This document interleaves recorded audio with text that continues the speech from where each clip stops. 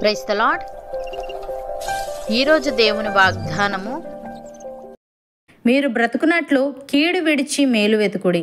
అలాగు చేసిన ఎడల మీరనుకొని చొప్పున దేవుడును సైన్యములకు అధిపతియునగు యెహోవా మీకు తోడుగా ఉండును.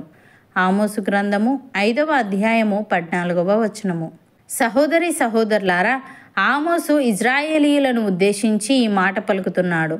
వారు ఏం విడిచిపెట్టాలో, ఏం వెతకాలో, ఏం చెయ్యాలో, అలా చేస్తే ఏం జరుగుతుందో ఇక్కడ చెప్తున్నాడు.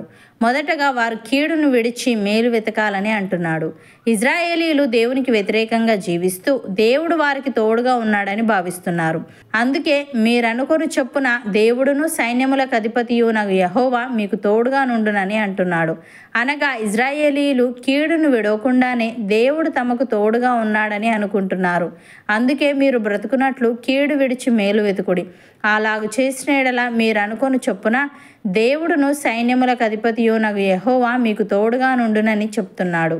ప్రియులారా, మనము దేవునికి వ్యతిరేకంగా జీవిస్తూ దేవుడు విడిచిపెట్టమన్న వాటిని విడిచిపెట్టకుండా దేవుని తోడు కలిగి ఉన్నామని అనుకోవడం వల్ల ఎటువంటి ఉపయోగం లేదు. ఒక వ్యక్తికి దేవుని తోడు కావాలంటే అతడు దేవుడు విడవమన్నది విడవడం, దేవుడు చెప్పింది తూచా తప్పకుండా చేయడం నేర్చుకోవాలి. కీడును విడవడం అనేది బాహటంగానే కాక అంతరంగంలో కూడా జరగాలి. మనుషుల అంతరంగాల్లో పుట్టే చెడు ఆలోచనలే వారి చెడు క్రియలకు మూలం. క్రియలలో మాత్రమే కాక మన తలంపులలో కూడా మనము మార్పు చెందాలి. దేవుని ప్రజలు కీడును కోరుకుంటే కీడునే పొందుతారు. మేలును కోరుకుంటే దేవుడు వారికి తోడుగా ఉంటాడు. వారి ప్రయత్నాలలో మార్గదర్శనం వహిస్తాడు. భక్తుడు ఈ విధంగా అంటున్నాడు, ఆయన ప్రతివానికి వాని క్రియల చొప్పున ప్రతిఫలం ఇచ్చును. సత్క్రియను ఓపికగా చేయుచు మహిమను, ఘనతను, అక్షయతను వెతుకు వారికి నిత్యజీవమునిచ్చును. అయితే భేదములు పుట్టించి సత్యమునకు లోబడక దుర్నీతికి లోబడి వారి మీదికి దేవుని ఉగ్రతయు రౌద్రమును వచ్చును అని. ప్రియులారా, బ్రతకగోరు వారెవరైనా ఉన్నారా?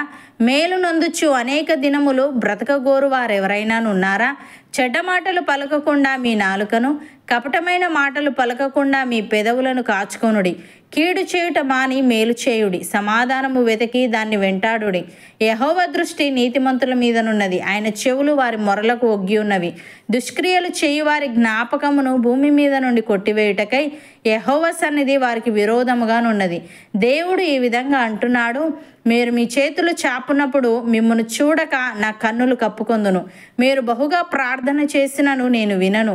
మీ చేతులు రక్తంతో నిండి ఉన్నవి. మిమ్మును కడుగుకొనుడి, శుద్ధి చేసుకొనుడి. మీ దుష్క్రియలు నాకు కనబడకుండా వాటిని తొలగింపుడి. కీడు చేయట మానుడి, మేలు చేయ నేర్చుకొనుడి. న్యాయము జాగ్రత్తగా విచారించుడి. హింసించబడు వానిని విడిపించుడి. తండ్రి లేని వానికి న్యాయము తీర్చుడి. విధవరాలి పక్షమున వాదించుడి. యెహోవా ఈ మాట సెలవిచ్చుచున్నాడు, రండి మన వివాదము తీర్చుకొందము. మీ పాపములు రక్తము వలె ఎర్రనివైనను అవి హిమము వలె తెల్లబడును. కెంపు వలె ఎర్రనివైనను అవి గొర్రెబొచ్చు వలె తెల్లని వగును. మీరు సమ్మతించి నా మాట వినిన ఎడల మీరు భూమి యొక్క మంచి పదార్థములను అనుభవింతురు అని. సహోదరి సహోదరులారా, ఏమి తిందుమో, ఏమి త్రాగుదుమో, ఏమి ధరించుకుందుమో అని చింతింపకుడి. అన్యజనులు వీటన్నిటి విషయమై విచారింతురు. ఇవన్నీ మీకు కావాలనని మీ పరలోకపు తండ్రికి తెలియను. కాబట్టి మీరు ఆయన రాజ్యమును, నీతిని మొదట వెతుకుడి. అప్పుడు అవన్నీ మీకు అనుగ్రహింపబడును. రేపటిని గూర్చి చింతింపకుడి. రేపటి దినము దాని సంగతులను గూర్చి చింతించును. ఏనాటి కీడో ఆనాటికి చాలును. అవును అన్నవారు నాతో పాటు ప్రార్థనలో ఏకీభవించండి. పరిశుద్ధుడా, ప్రేమగల తండ్రి, మేము బ్రతుకున్నట్లు కీడు విడిచి మేలు వెతకాలని, అలాగు చేసిన ఎడల నీవు మాకు తోడుగా ఉంటావని, కీడును విడవడం అనేది బాహాటంగానే కాక అంతరంగంలో కూడా జరగాలని నీవు తెలియజేశావు. తండ్రి, నీకు స్తుతులు.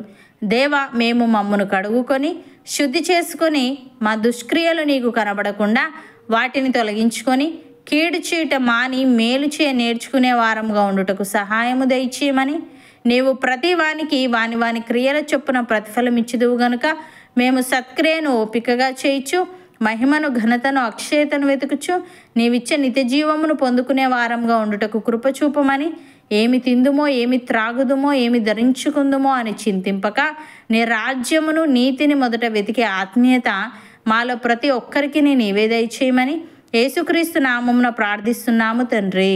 ఆమెన్.